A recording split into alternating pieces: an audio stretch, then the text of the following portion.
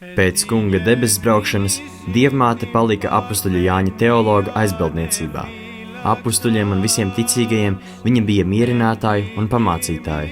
Sarunājoties ar viņiem, Dievmāte pastāstīja par labās vēsts pasludināšanas, Kristus dzimšanas, viņa bērnības un visas zemes dzīves brīnumainajiem notikumiem. Līdzīgi apustuļiem viņa veidoja un stiprināja kristīgo baznīcu ar savu klātbūtni, vārdu un lūgšanām. Apustuļiem pret Dievmāti bija ļoti liela bijība. Daudzi no ticībā jauna apgaismotajiem pat ieradās no tālām zemēm Jeruzālēmē, lai redzētu un dzirdētu visvēto Dievmāti. Pēc mantojuma, kas balstīts uz svētmocekļu Dionīsija Areopagīta un Ignācija dievnesēja vārdiem, svētītājs Medialonas Ambrozijs savā darbā par jaunavām rakstīja par Dievmāti.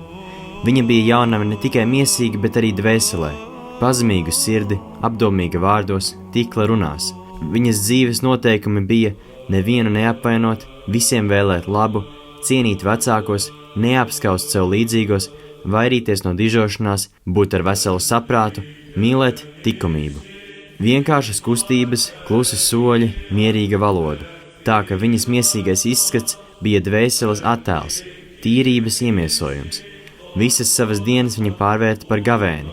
Miegam ļāvās tikai vajadzības piespiesta, bet arī tad, kad viņas miesa atpūtās, garā viņa bija nomodā. Miegā atkārtoja lasīto. Pēc mantojuma, ko saglabājis baznīcas vēsturnieks Nikafors Kallists, Dievmāte bija vidēja auguma, jeb kā tagad saka nedaudz virs vidējā, mati līdzīgi zeltam, acis ar zīlītēm krāsā it kā eļļas koka augļi, uzacis lokveida un mēreni tumšas, deguns iegarens, lūpas ziedošas, saldu runa piepildītas, seja ne apaļa un ne asa, bet nedaudz iegarana, roku dēlnas un pirksti gari.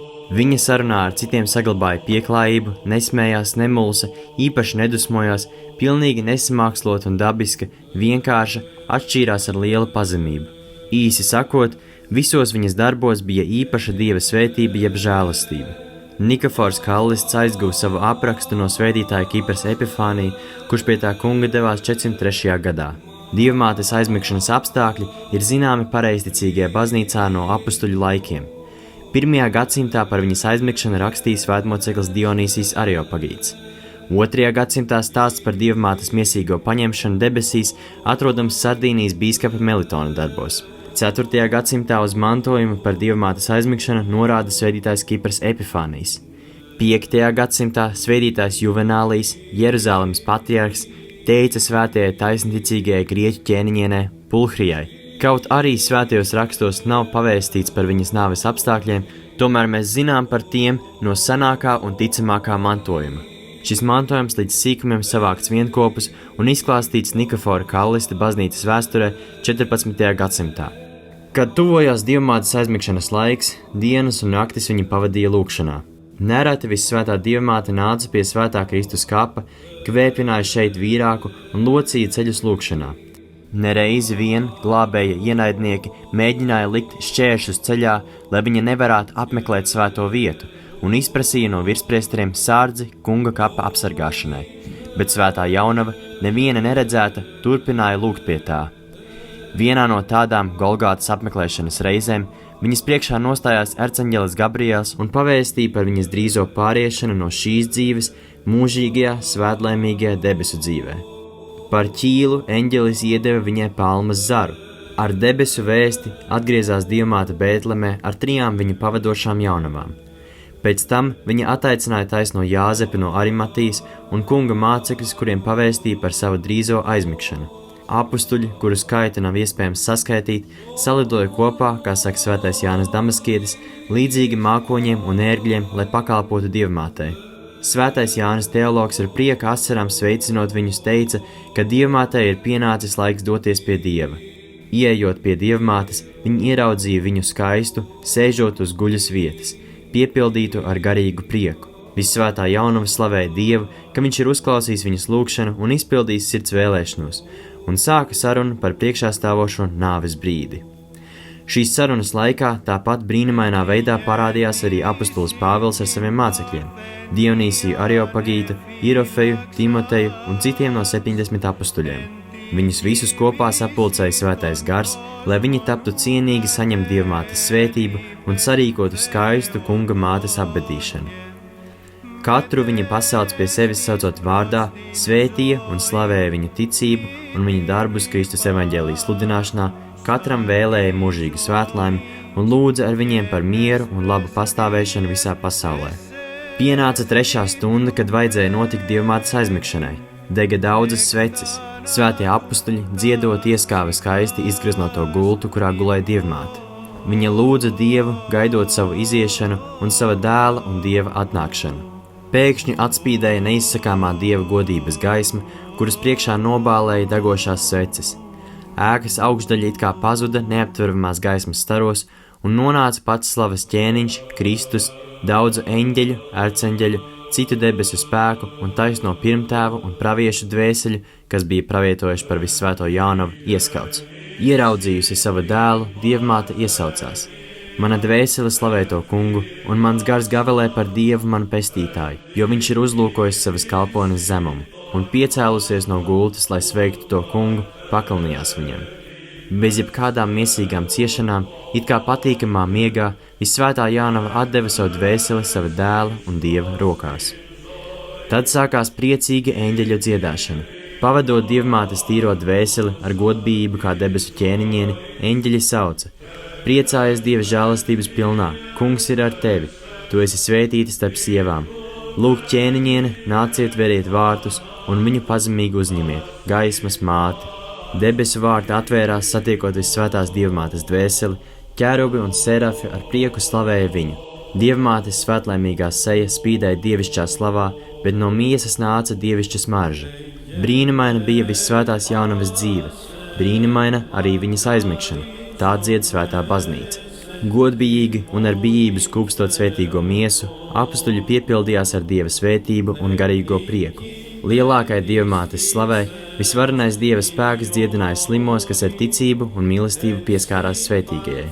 Svētie apustuļi Pēteris, Pāvils un Jākabs ar citiem no 12 apustuļiem nesa uz saviem pleciem guļasvietu, uz kuras gulēja Dievmātes miesa. Svētais Jānis teologs gāja priekšgalā ar mirdzošo paradīzes zaru, bet citi svētie un liels daudzums ticīgo pavadīja ar svecēm un kvēpināmajiem, dziedot svētas dziesmas. Šis svinīgais gājiens sākās no Ciānas, caur visai Jeruzālemē uz Ģedzemani. Pie pirmās gājiena kustības, virs Dievmātes svētīgās miesas un visiem pavadošajiem, parādījās plašs un mirdzošs mākoņu aplis līdzīgi vainagam, un apustuļiem pievienojās eņģeļu kārtas. Bija dzirdama debesu spēku dziedāšana slavējot Dievmāti. Šis aplis ar debesu dziedoņiem un mirdzumu virzījās un pavadīja gājienu līdz apbedīšanas vietai. Neticīgie Jeruzalemes iedzīvotāji, bēru gājiena neparastā dižnuma satriekti un pagodinājumi, kas tika dots Dievmātei saniknoti, paziņoja par to virspriesteriem un rakstu mācītājiem. Kvēlojot skaudībā un atriebes kārē visam, kas atgādināja par Kristu, viņa aizsūtīja savus kalpus, lai tie izdzinātu pavadītājus un pašu Dievmātes miesu sadedzinātu. Satrakotā tauta un kareivji ar niknumu metās virsū kristiešiem, bet mākoņu vainags, kas pavadīja gājienu, nolaidās uz zemes un it kā siena pasargāja viņus. Vajātāji dzirdēja soļus un dziedāšanu, bet nevienu no pavadītājiem neredzēja. Daudzi no viņiem palika akli. Jūdu priesteris Afonijs no skaudības un naida uz Jēzus nāceriešu māti gribēja apgāzt šķirstu, uz kuru gulēja Dievmātes miesa, bet neredzams Dieva eņģelis nocirta viņam rokas, kas pieskārās šķirstam. Redzot tādu brīnumu, Afonijs nožēloja un ar ticību apliecināja Dievmātei godu. Viņš saņēma dziedināšanu un pievienojās Dievmātes miesas pavadītājiem, kļūstot par dedzīgu Kristus sekotāju. Kad gājiens sasniedza Ģedzemani, tur ar asarām un raudāšanu sākās pēdējā svētīgās miesas noskūpstīšana. Tikai uz vakaru svētie apustuļi varēja ielikt to kapā un aizvērt ieeju ar lielu akmeni. 3 dienas viņi neaizgāja no kapa vietas, nepārtraukti lūdzoties un dziedot psalmus. Pēc Dieva gudrā prāta apustulim Tomam nebija lemts piedalīties kunga mātes apglabāšanā. Atnākot 3. dienā uz Ģedzemani, viņš ar asarām sabruka pie kapa alas un skaļi pauda nožēlu par to, ka nebija tapis cienīgs saņemt Dievmātes pēdējo svētību un no viņas atvadīties. Apustuļi sirsnīgā līdzjūtībā par viņu nolēma atvērt alu un sniegt viņam mierinājumu, pakalnīties Dievmātes svētajai miesai. Bet, atverot kapu, viņi tajā atrada tikai viņas bēru autus un tādā veidā pārliecinājās brīnumainajā Dievmātes miesīgā debesu uzņemšanā. Tās pašas dienas vakarā, kad apustuļi sanāca kopā namā, lai stiprinātos ar ēdienu, viņiem parādījās pati Dievmāte un teica: Priecājieties, es esmu ar jums visu laiku. Tas tik ļoti iepriecināja apustuļus un visus, kas bija ar viņiem, ka viņi pacēla daļu maizes, kas bija paredzēts maltītai kunga pieminēšanai, un izsaucās: Visvētā Dievmāte, palīdz mums! Ar to tika iesākta Panagijas pacelšanas kārta liturģijā, paradumam maizes daļas pacelšanai par godu Dievmātei. Dievmātes josta, viņas svētīgais apģērbs, ar bijību glabāts un izdalīts pa visu zemi, darīja un dara brīnumus. Viņas daudzās ikonas visur izlaiž dziedināšanu un brīnumu traumas, bet viņas svētā miesa, kas tika uzņemta debesīs, liecina par mūsu priekšā stāvošo uzturēšanos ar to.